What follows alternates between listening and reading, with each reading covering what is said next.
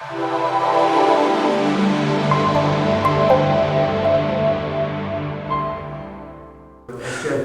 صاحب، آپ نے بتایا ہے کہ درود شریف کا پڑھنا دعا سے پہلے اور بعد میں یہ دعا کی قبولیت کا بھی ذریعہ ہے، تو کیا وجہ مجموعی طور پر جو ہے وہ ہمیں لگتا یوں ہے یا محسوس یوں کیا جاتا ہے کہ ہماری دعائیں جو ہے وہ بے اثر ہو رہی ہیں، وہ قبول نہیں ہو رہی؟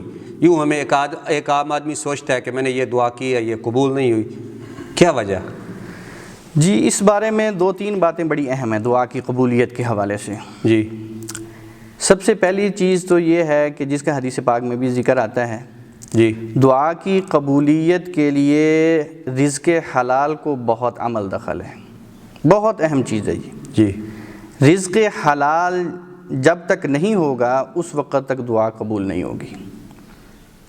حضور علیہ الصلوۃ والسلام کا فرمان ہے، آپ نے فرمایا کہ آخر زمانے میں کچھ لوگ آئیں گے جن کے بال پراگندہ ہوں گے، لباس ان کا بالکل فقراء اور مساکین والا ہوگا، حال بھی ان کا پراگندہ سا ہوگا، اور اللہ سے یا رب یا رب ہاتھ پھیلا پھیلا کے اللہ اللہ کر کے دعائیں کریں گے، لیکن ان کی دعائیں قبول نہیں ہوں گی۔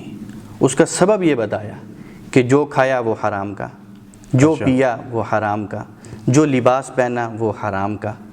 فرمایا کہ ان کی دعائیں کہاں سے قبول ہوں؟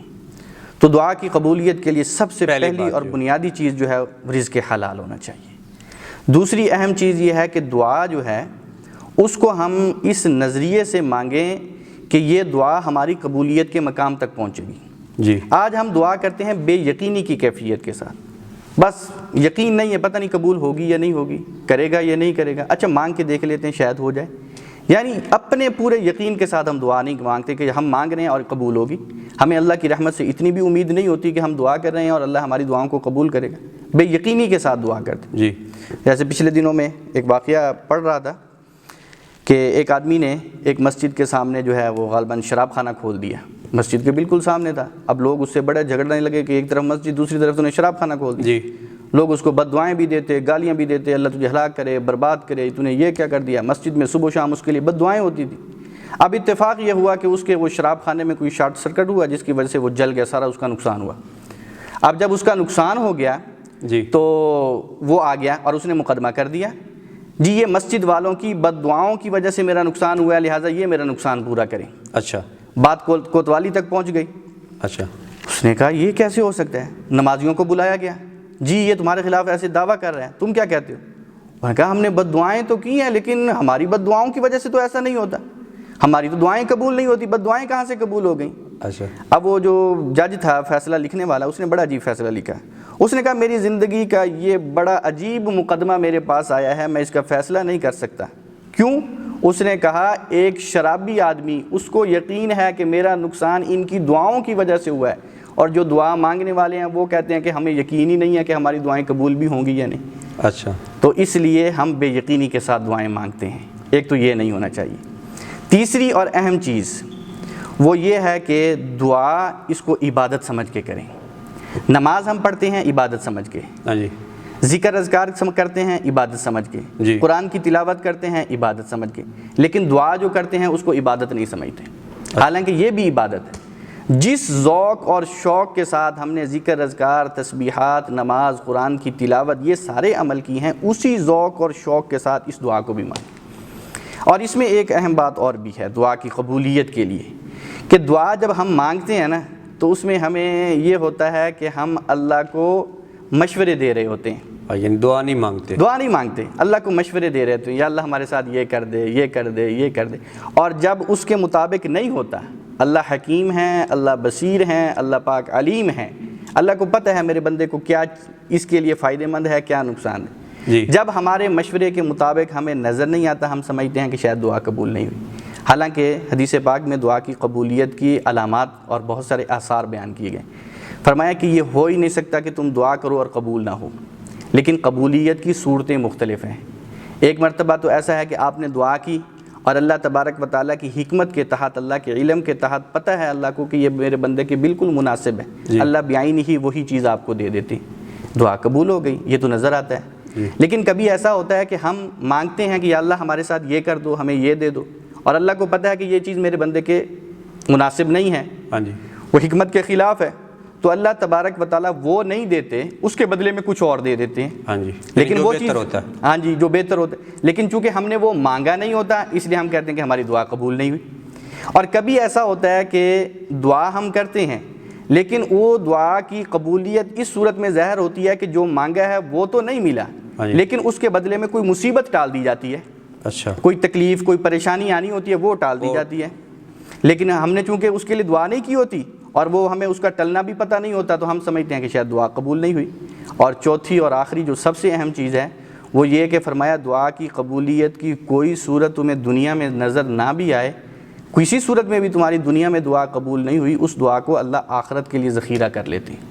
اس کے بدلے میں آخرت میں اتنا انعام ملے گا، اتنا انعام ملے گا کہ ایک ایک دعا پر جب انسان کو اتنا اجر ملے گا تو وہ کہے گا کہ کاش دنیا میں میری کوئی دعا قبول ہی نہ ہوئی ہوتی.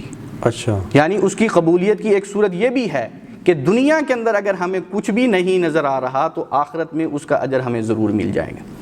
تو اس کے اندر ایک بات تو یہ ہے کہ ہم دعا کریں اور قبولیت کے یقین کے ساتھ کریں، اور پھر اس پر یہ بھی یقین رکھیں کہ دعا ہماری ضرور قبول ہوگی، ان میں سے کسی نہ کسی صورت میں قبول ہوگی. یعنی دعائیں مانگنا چھوڑنی نہیں چاہیے اس وجہ سے کہ قبول نہیں ہو رہی، بلکہ ان کو اور بڑھانا چاہیے، یا تو دنیا میں بھی ہوں گے اور آخرت میں بھی ان کا بدلہ ملے گا. ہاں جی. اور اس میں ایک بات یہ بھی ہوتی ہے جو سب سے اہم ہے ہمارے لیے، وہ یہ ہے کہ ہم دعا مانگتے نہیں ہیں بلکہ دعا پڑھتے ہیں. اچھا، ہم دعا یعنی جو یاد ہوتے ہیں رسمی بس ایسے پڑھ کے ہاتھ اٹھا لیے ہیں اور آنکھیں بند ہیں اور ذہن کسی اور طرف ہے اور زبان پر جملے دعا کے، وہ 2 دعائیں 4 دعائیں جتنی بھی ہمیں عربی کی اردو کی یاد ہیں، بس وہ رسمی طور پر مانگ کے چہرے پہ ہاتھ پھیرا چلے جاتے ہیں.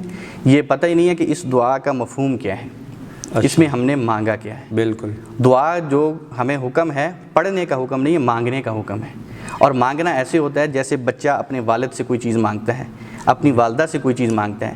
ایک مرتبہ مانگنے پر نہ ملے وہ دوسری بار بار مانگتا ہے، پھر بھی نہ ملے وہ رو کے مانگتا ہے، التجائیں کرتا ہے، روتا ہے، اور جب وہ روتا ہے تو پھر ان کا دل جو ہے وہ نرم ہوتا ہے، وہ بچے کو ضرور دے دیتے.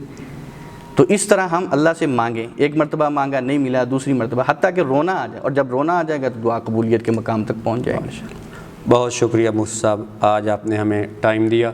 ناظرین، اسی بات کے ساتھ کہ اللہ ہم سب کو اپنی دعاؤں کا ایک تو قبولیت کا یقین اور دوسرا ان کا دورانیہ بھی بڑھانا چاہیے اور دعائیں پڑھنی نہیں چاہیے، مانگنی چاہیے. اسی بات کے ساتھ ایک بات اور میں اس پر عرض کر دوں دعا کے حوالے سے. جی، ہمارے بزرگ گزرے ہیں، حضرت مولانا سلیم اللہ خان صاحب رحمۃ اللہ علیہ، کراچی کے وفاق المدارس کے صدر بھی رہے ہیں، 100 سال سے زیادہ عمر پائی. اور یہ وہ بزرگ تھے کہ جنہوں نے 1 ماہ میں قرآن کریم حفظ کیے ہیں. 1 ماہ میں اللہ نے بڑا ان کو حافظہ اور قوت عطا فرمائی تھی. ایک مرتبہ ان کے خادم نے ان سے کہا کہ حضرت دعائیں مانگتے ہیں قبول نہیں ہوتی.